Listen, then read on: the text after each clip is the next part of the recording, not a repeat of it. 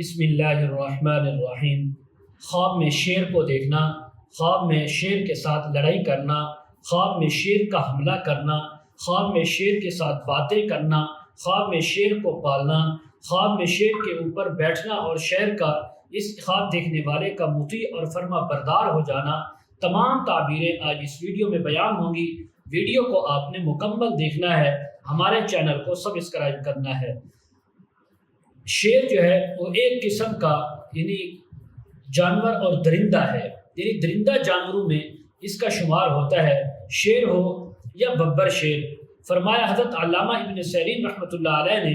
کہ اگر کوئی انسان خواب میں ببر ایک درندہ جانور کو جس کو شیر کہا جاتا ہے اس کو دیکھے تو فرمایا یہ دشمن کو دیکھنے کی تعبیر ہے، اور اس کو خواب کے اندر دیکھنا قوی اور دلیر دشمن ہونے کی تعبیر ہے، جس نے خواب میں دیکھا گویا اس کا کوئی ایسا مالی یا جانی دشمن ہے جو طاقتور بھی ہے اور دلیر بھی ہے،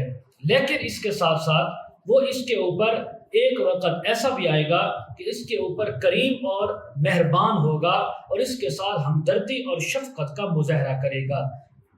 اگر کوئی انسان خواب کے اندر دیکھے کہ اس نے شیر کے ساتھ لڑائی کی ہے اور اس نے لڑائی کے اندر شیر کو مغلوب کر لیا ہے تو تب تو یہ تعبیر ہے خواب دیکھنے والا انسان مرد ہے یا عورت اپنے دشمن پر غالب آئیں گے اور اپنے دشمن کو شکست دے دیں گے۔ اگر خواب کے اندر لڑائی ہوئی اور لڑائی کے اندر شیر غالب آ گیا تو تب اس بات کی تعبیر ہے کہ ایک دشمن کے ساتھ لڑائی اور جھگڑا ہوگا اور دشمن اس کے اوپر غالب آ جائے گا اور یہ خواب دیکھنے والا انسان یہ مغلوب ہو جائے گا۔ اسی طرح اگر کوئی خواب کے اندر انسان دیکھے کہ شیر کے پیچھے یہ انسان بھاگا اور شیر ڈر کر بھاگ گیا ہے تب بھی یہ تعبیر ہے کہ اللہ رب العزت دشمن کو مغلوب فرما دیں گے اور اس کے شر سے اس انسان کو محفوظ اور امن عطا فرما دیں گے۔ حضرت ابراہیم کرمانی رحمۃ اللہ علیہ فرماتے ہیں اگر کوئی انسان خواب کے اندر ببر شیر کی ہڈیاں، اس کا بال، اس کا چمڑا یا اس کا خون دیکھے یا حاصل کرے تو فرمایا یہ بہت زیادہ مال اور منفعت ملنے کی تعبیر ہے، اور جو دیکھے جس قدر دیکھے اسی کے مطابق اس انسان کو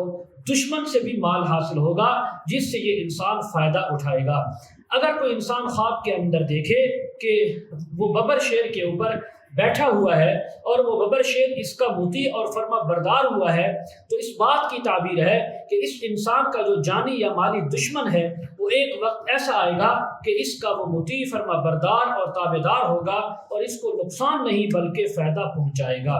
مزید اگر آپ اس کے متعلق تعبیریں، وظائف یا مسائل پوچھنا چاہتے ہوں، استخارہ کروانا چاہتے ہوں یا روحانی مسائل کے سلسلے میں بات کرنا چاہتے ہوں، ویڈیو کے کمنٹ سیکشن میں ڈسکرپشن میں ہمارا واٹس ایپ نمبر دیا جاتا ہے، آپ حضرات کانٹیکٹ کر سکتے ہیں۔ وآخر دعوانا الحمد للہ رب العالمین۔